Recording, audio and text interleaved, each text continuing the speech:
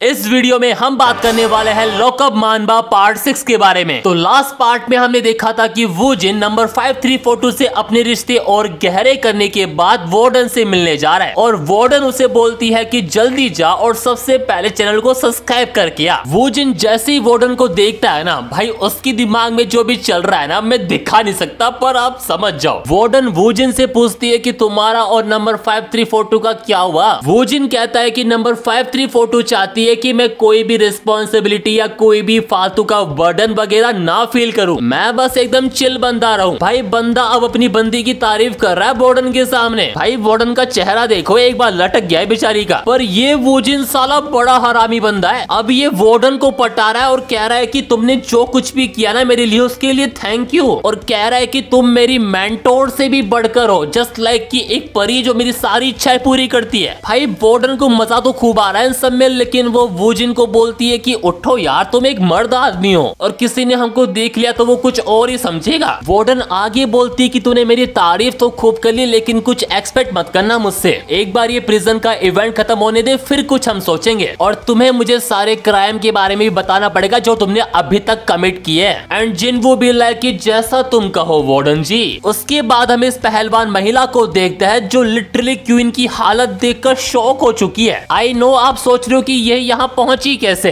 तो भैया ये इस पुलिस वाली बंदी की बैंड बजा के आई है यहाँ पर। भाई इस बंदी ने मुझे अपनी इंस्टाग्राम फीड की याद दिला दी, वो चल रहा है ना इंस्टाग्राम पर अभी।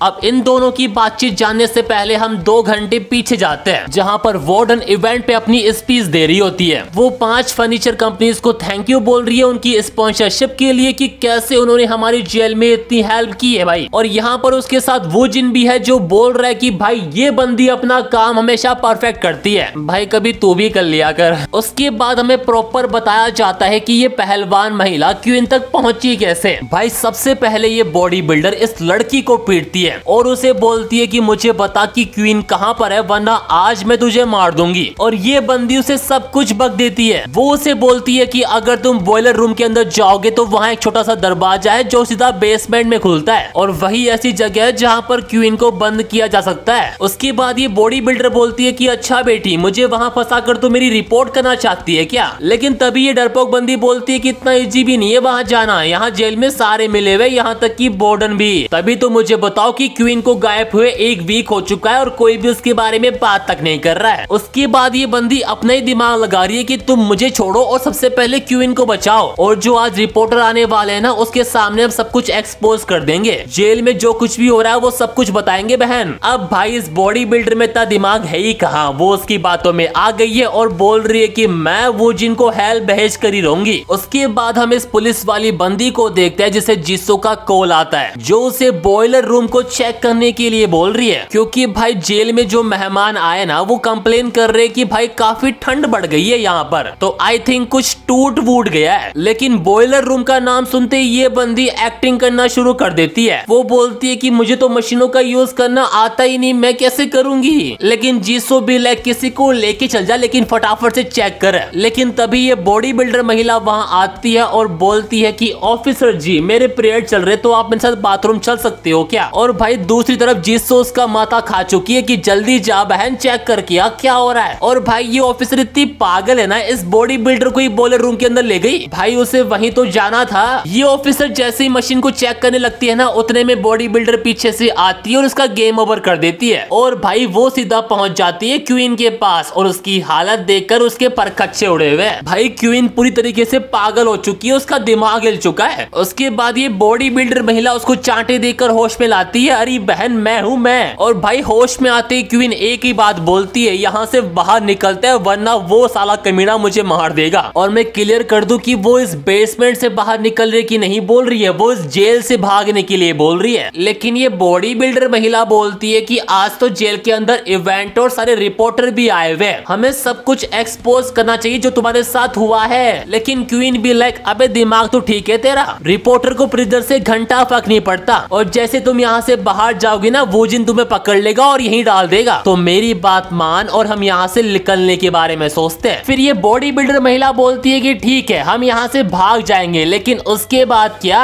हमारी लाइफ के तो लगे पड़े हैं। फिर क्वीन उसे बताती है कि बाहर उसकी बहन है जिसका नाम है बूबो, और बहन उसके पास इतना पैसा है कि हम आराम से अपनी लाइफ जी सकते हैं। हम दोनों मेरी बहन की मदद से ये पूरी कंट्री छोड़ देंगे और आराम से एकदम मिलियन वाली लाइफ जिएंगे। भाई एक तरफ तो क्वीन इस बॉडी बिल्डर को मोटिवेट कर रही है और दूसरी तरफ मन में सोच रही है कि ये कितनी बड़ी पागल है वे। उसके बाद वो दोनों उस बेसमेंट से बाहर आते हैं और क्वीन देखती है अपनी इस पुरानी साथी को, और वो इस बॉडी बिल्डर को बोल रही है कि ये आगे जाके प्रॉब्लम क्रिएट कर सकती है, इसे पूरी तरीके से खत्म ही कर दो। और लिटरली भाई ये बॉडी बिल्डर ये पाइप उठाकर उसकी मारने ही वाला होता है, उतने में इसको होश आ जाता है। और भाई अब बारी है क्वीन की बदला लेने की। क्वीन उसको बोलती है कि तुम्हें काफी मजा आया होगा मेरे मजे लेकर, मैं तुम जैसी बंदी को कभी भी माफ नहीं कर सकती। और लिटरली भाई वो बॉडी बिल्डर से पाइप लेती है और उस बंदी को इतना मारती है भाई, इतना मार रही है भाई, वो बंदी पूरी तरीके से बेहोश हो चुकी है। और अब क्वीन का दिमाग देखो भाई, वो उस ऑफिसर के कपड़े पहन लेती है और उसको उस बेसमेंट में फेंक देती है, और अब वो यहाँ से भागने की तैयारी कर रहा है। भाई क्वीन ने अब ऑफिसर की ड्रेस पहन रखी है, इसलिए उसको कोई अब पहचान भी नहीं पा रहा है। और तो और भाई उसके पास उस ऑफिसर का ये कार्ड भी है जिससे वो कोई भी गेट खोल सकती है और इजिली इस प्रिजन से बाहर निकल सकती है। उसके बाद हम जेल के बाहर आते हैं जहाँ पर कुछ फर्नीचर वगैरह आ रखी है और प्रिजनर टीम अप करके इन्हें उठाकर लेके जा रही है। और यहीं पर हम नंबर 5342 को भी देखते हैं। ऑफिसर उसे बोलती है कि तुम्हारा पार्टनर कहाँ पर है, तुम इसे अकेले तो नहीं उठा पाओगी। एंड नंबर 5342 भी लाइक कि मेरा कोई रूममेट नहीं है। तभी ऑफिसर उसके पीछे खड़ी हुई एक प्रिजनर को बुलाती है जो और कोई नहीं बल्कि हमारी सार्जेंट है। और अब वो दोनों उस लकड़ी को उठाकर लेके जा रहे हैं, जहाँ नंबर 5342 सोच रही है कि मैंने वूजिन के सामने इसे माफ तो कर दिया था, लेकिन अब इससे ऐसे बार बार मिलना मुझे अनकंफर्टेबल कर रहा है। और दूसरी साइड सार्जेंट भी कुछ ऐसा ही सोच रही है। उसके बाद हम वार्डन को देखते हैं जो मेयर को जेल घुमा रही होती है। वो उन्हें मीटिंग हाउस के बारे में बता रही होती है कि ये एक ऐसी जगह है जहाँ पर रिलीज होने वाले प्रिजनर आते हैं, वो अपनी फैमिली के साथ बैठते हैं और आराम से खाना खाते हैं। उसके बाद वार्डन इस लड़की के बारे में बात करती है। हाँ ये वही लड़की है क्वीन के साथ थी। और पता है वूजिन अभी क्या सोच रहा है कि ये वही लड़की है जिससे साथ मैंने पहली बार,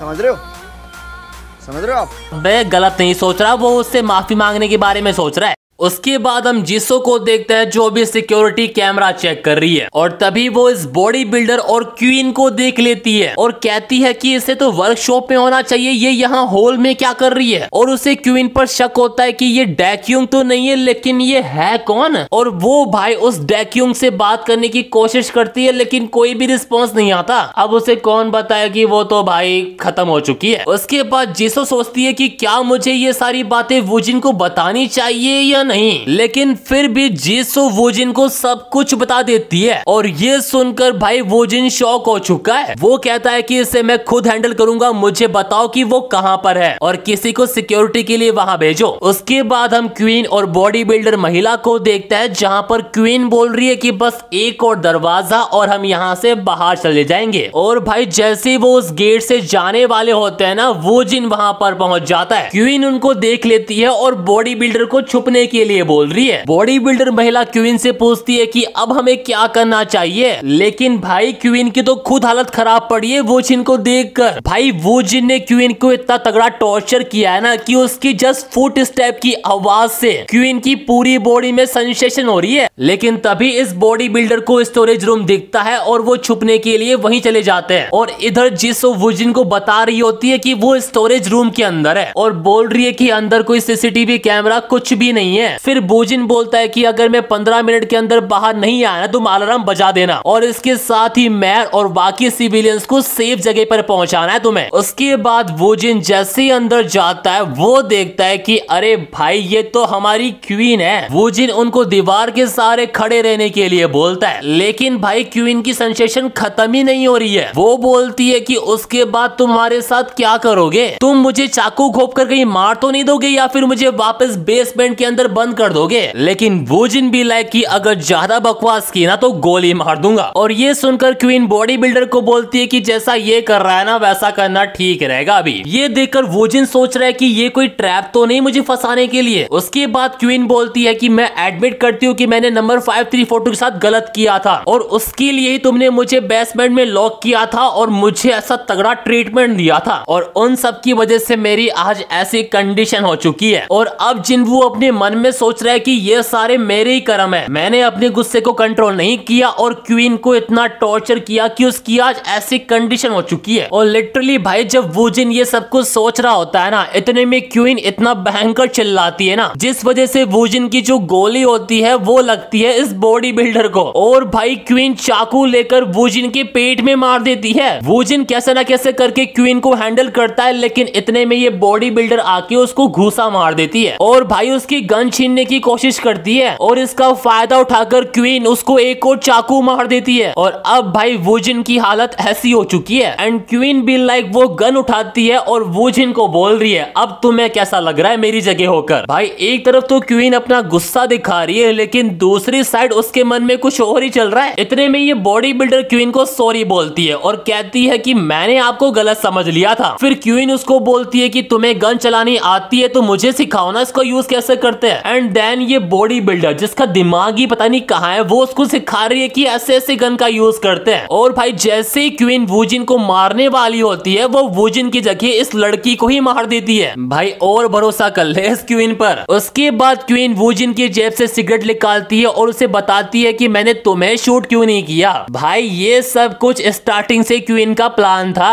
तुम्हें क्या लगा मैं तुम्हें इतना इजीली मार दूंगी? तुमने जो कुछ भी मेरे साथ किया उसके बाद भी। उसके बाद क्वीन गन से अपने फिंगरप्रिंट मिटाती है और कहती है कि एक प्रिजनर की भागने में मदद करना, अपने फॉलो ऑफिसर्स को मारना और एक प्रिजनर का मर्डर करना, इन सब का इंजाम वूजिन के ऊपर ही आएगा। और वो वहां से चली जाती है और जाते जाते क्वीन वॉकी टॉकी पर बोलती है कि वूजिन अभी क्रिटिकल कंडीशन में है वेयर हाउस में, तो फटाफट से इमरजेंसी टीम भेजो वहां पर। उसके बाद जीसो अलार्म बजाती है और कहती है कि ये एक इमरजेंसी है, सारे दरवाजे बंद कर दो। और भाई ये सब कुछ क्वीन का प्लान था। उसके बाद क्वीन जेल में आग लगा देती है ताकि सबका अटेंशन वहां जाए और वो इजीली जेल से बाहर निकल जाती है। और ये वीडियो भी यहीं पर खत्म होता है और जो अगला पार्ट आने वाला है वो लॉकअप का फाइनल पार्ट होने वाला है, तो सब्सक्राइब कर लो फटाफट से।